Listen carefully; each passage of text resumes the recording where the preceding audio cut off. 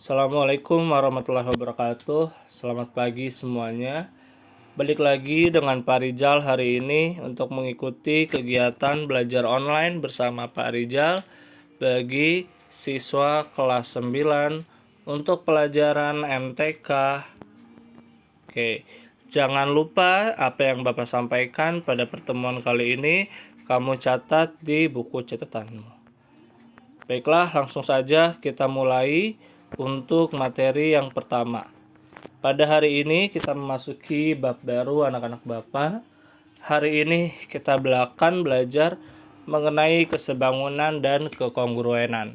Setelah sebelumnya kita belajar mengenai transformasi geometri, maka pada hari ini kita akan belajar mengenai kesebangunan dan kekongruenan.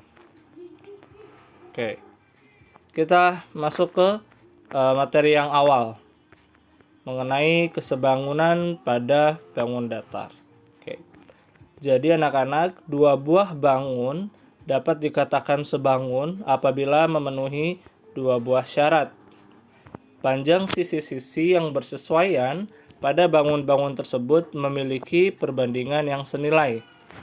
Yang kedua, sudut-sudut yang bersesuaian pada bangun tersebut besarnya sama.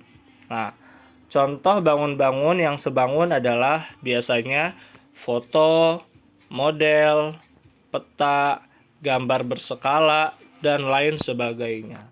Gambar di samping adalah gambar peta Indonesia.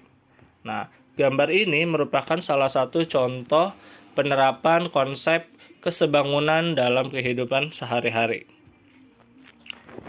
Berikutnya kita akan mempelajari mengenai segitiga-segitiga yang sebangun. Nah, dua atau lebih segitiga dikatakan sebangun jika 1. Pada dua segitiga, sudut-sudut yang bersesuaian sama besar, maka kedua segitiga itu sebangun.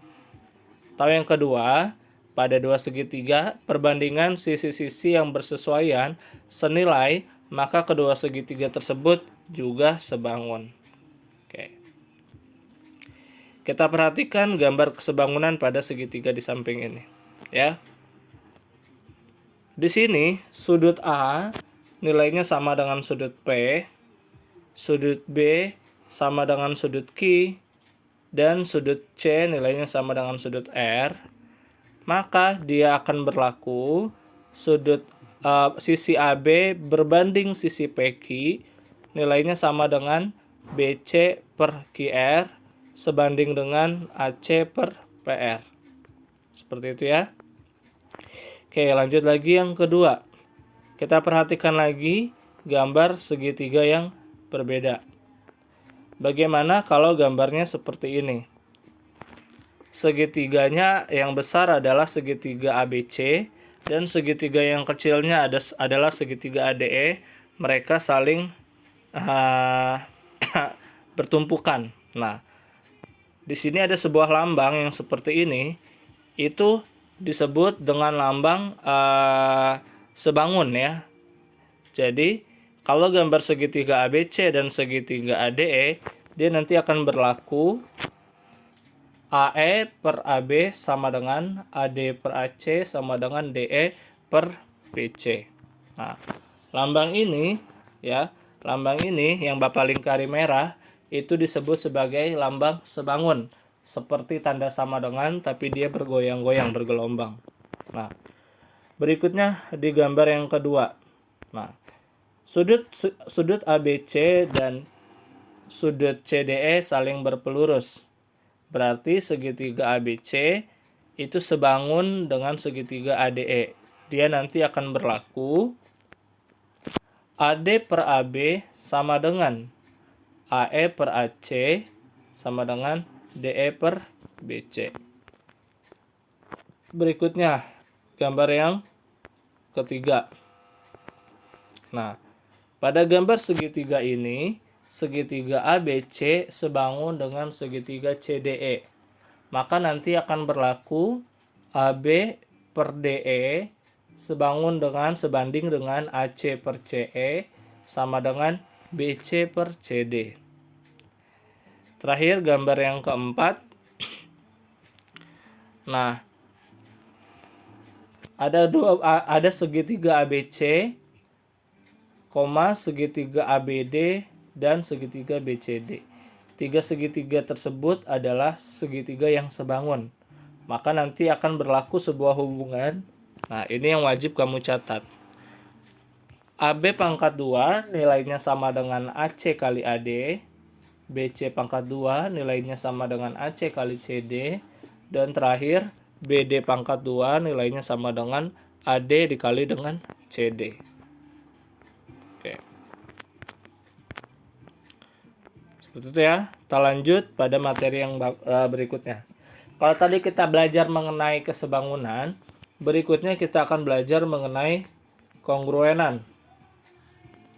Mengenai bangun-bangun yang kongruen. Nah, dua buah bangun dikatakan sama dan sebangun atau kongruen apabila A. Sisi yang bersesuaian sama panjangnya, dan B. Sudut-sudut yang bersesuaian sama besar. Kita lihat perbedaannya ya. Nah, di sini ada yang namanya sebangun dan juga kongruen.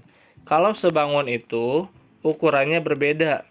Ada yang lebih kecil dan juga ada yang lebih besar ya. Jadi kalau sebangun itu perbedaan ukurannya, ada yang lebih besar dan ada yang lebih kecil. Sementara itu, kalau pada kongruen, dia ukurannya sama persis. Semuanya sama, ukuran sama persis, bentuk juga sama. Oke. Itu ya pengertian dari kongruen. Kita lanjut ke materi yang berikutnya. Segitiga yang kongruen. Syarat kekongruenan atau lebih syarat kekongruenan dua atau lebih segitiga sama dengan syarat bangun-bangun dua bangun kongruen, tetapi secara khusus dapat dinyatakan sebagai berikut. Yang pertama adalah sisi-sisi yang bersesuaian sama panjangnya atau yang biasa kita sebut dengan sisi. Gambarnya nanti yang terbentuk akan seperti ini. Sisi yang bersesuaian sama panjang artinya semua sisinya panjangnya sama. Lihat, dia diwakilkan dengan panjang sisi-sisi seperti satu garis, dua buah garis, ya, dan tiga buah garis sebagai perwakilan dari panjang sisi yang sama. Oke. Berikutnya, bisa juga dikatakan dia kekongruenan jika dua sisi yang bersesuaian sama panjang atau satu sudut yang diapit oleh dua sisi yang tersebut sama besarnya, maka dikatakan sebagai sisi, sudut, sisi. Kita perhatikan ya gambarnya ya. Sisi, sudut, sisi itu diwakilkan oleh sisi, sudut, dan sisi. Sisi, sudut, dan sisi. Kalau gambarnya seperti ini, maka dapat kita simpulkan dia menjadi dua buah segitiga yang saling kongruen. Yang ketiga, dua sudut yang bersesuaian sama besar dan satu sisi yang bersesuaian sama panjang, atau yang biasa kita sebut dengan sudut, sisi, sudut. Sekarang kita perhatikan yang termasuk ke dalam sudut, sisi, sudut. Nah, dua buah sudut yang bersesuaian sama besar dan satu sisi yang bersesuaian sama panjang, atau yang disebut dengan sudut, sisi, sudut, diwakilkan oleh gambar segitiga di bawah ini. Ada satu buah sudut yang nilainya sama, satu sisi yang panjangnya sama, dan satu buah sudut yang nilainya sama. Maka segitiga tersebut bisa dikatakan sebagai segitiga yang kongruen. Nah, materi ini adalah materi yang terakhir yang akan kalian pelajari pada pertemuan kita kali ini. Nah, di pertemuan berikutnya nanti barulah kita masuk ke bagian hitungan pada kesebangunan dan kekongruenan. Jadi, cukup sekian kegiatan pembelajaran kita hari ini. Jangan lupa videonya kamu ulang apabila catatannya ada yang terlewatkan. Jangan lupa kamu foto dan kamu kirimkan ke dalam grup belajar kalian. Bapak akhiri pertemuan kita hari ini. Assalamualaikum warahmatullahi wabarakatuh.